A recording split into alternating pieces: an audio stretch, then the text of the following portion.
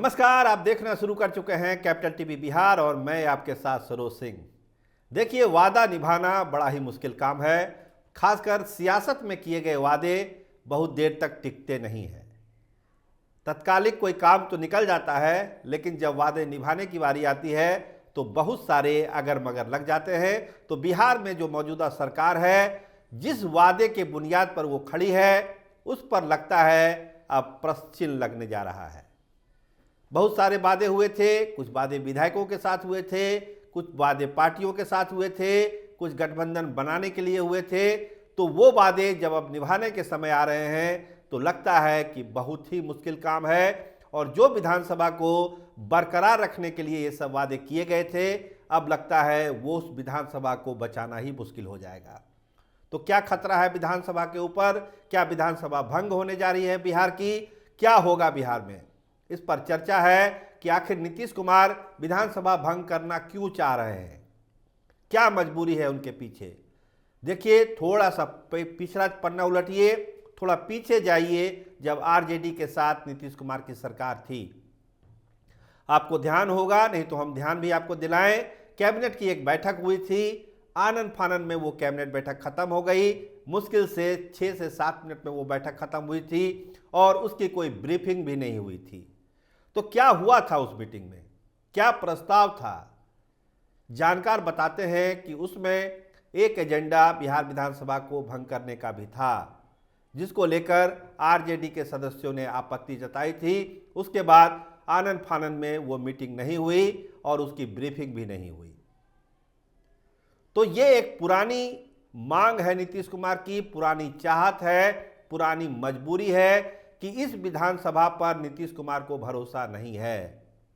सरकार तो जैसे तैसे बच गई, लेकिन जो इनपुट है, जो खबरें हैं आप तक भी पहुंची हुई है कि जदयू के विधायकों में काफ़ी गुस्सा है और जेडीयू के लगभग 23 से 27 विधायकों को आरजेडी वालों ने मैनेज भी कर लिया था। लेकिन परिस्थितियां कुछ ऐसी बनी कि वो पाला बदल नहीं हुआ।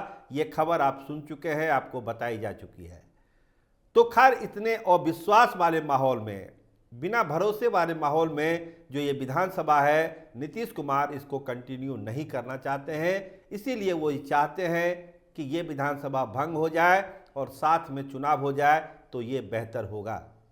इसके अलावा जो एक सबसे बड़ा कारण, जब ये बात कही जाती है कि विधानसभा भंग क्यों करें, जब अभी लगभग 2 साल का समय बचा हुआ है, तो नीतीश कुमार क्यों अड़े हुए हैं विधानसभा भंग करने के लिए? वो इसीलिए है। देखिए, पहले भी चर्चा हुई थी, आज इसको थोड़ा सा हम साफ करते हैं कि जो 2020 का चुनाव हुआ बिहार में, उसमें 122 सीटों पर जेडीयू लड़ी थी और 121 सीटों पर बीजेपी को मिला था। दोनों पार्टियों ने बांट लिया था 243 सीटों को आपस में। उसके बाद जो छोटे दलों को देना था इन्होंने दिया, लेकिन 122 और 121 का कॉम्बिनेशन बना था उस समय।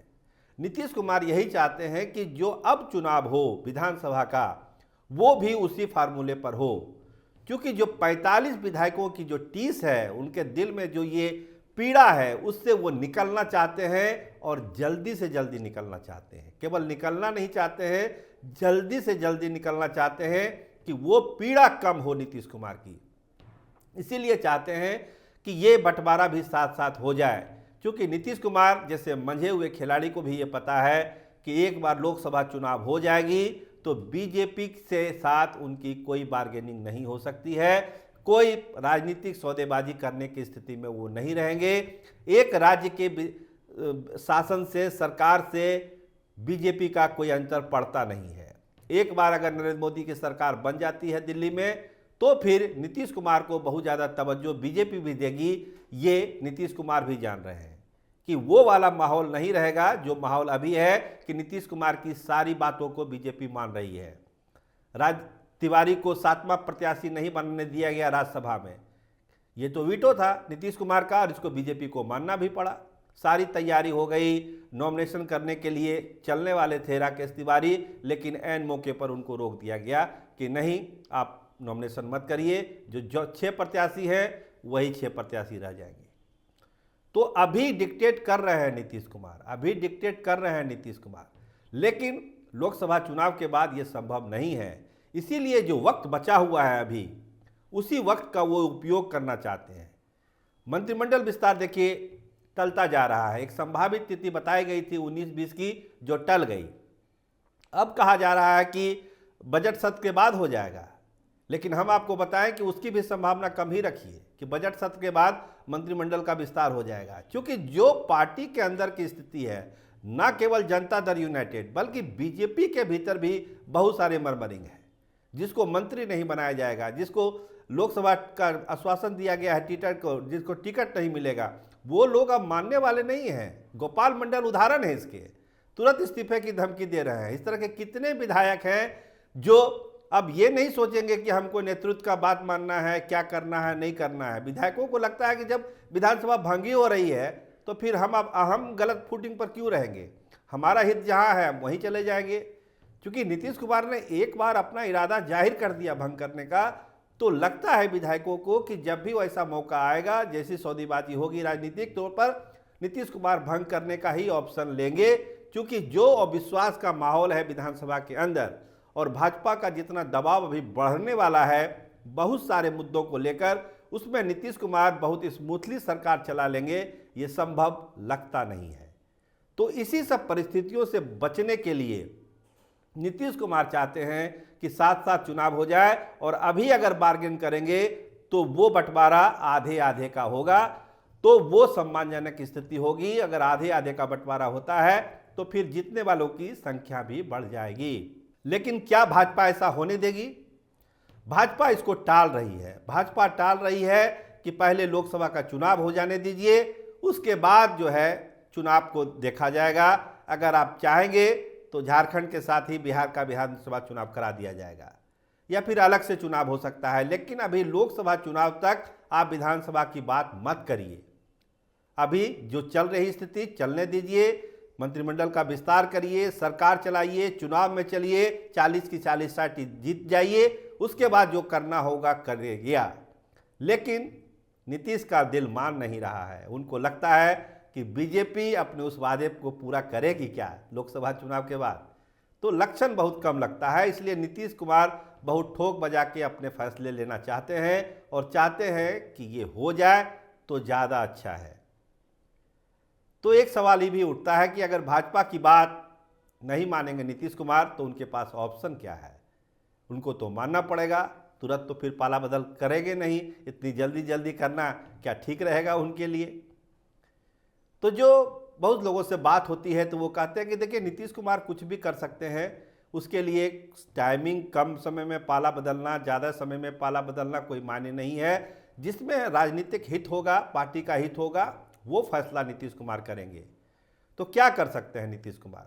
देखिए, कुछ जानकार लोगों से बात हुई तो उन्होंने कहा कि देखिए भाजपा की बात वो मान के विधानसभा चुनाव से पीछे हट जाएंगे, ऐसा लगता नहीं है। वो विधानसभा भंग करने का ऑप्शन एडॉप्ट कर सकते हैं, लेकिन जब विधानसभा भंग करने का ऑप्शन आएगा तो उनको क्या क्या करना पड़ेगा? मंत्रिमंडल की स्वीकृति लेनी पड़ेगी। वहाँ पर भाजपा के भी सदस्य हैं, मंत्री हैं, 3 मंत्री हैं, वो कैसे सहमति देंगे? कुछ लोग कहते हैं कि 3 मंत्रियों को बर्खास्त किया जा सकता है, उसके बाद कैबिनेट की सिफारिश हो जाएगी, विधानसभा भंग हो सकती है। तो विधानसभा अगर भंग हो गई तो फिर सरकार कैसे चलेगी? चुनाव किसके साथ लड़ेंगे नीतीश कुमार?